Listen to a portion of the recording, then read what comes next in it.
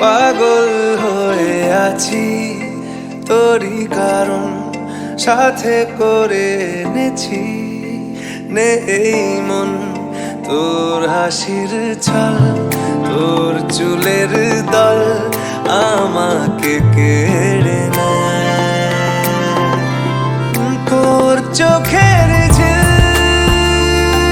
জানি বেরোনো মুশকিল, মানি তাও পারি না যে এগিয়ে গিয়েছে আমারই দুটো পা। তোকে একার দেখার লুকিয়ে কি মজা, সে তো আমি ছাড়া কেউ জানে না।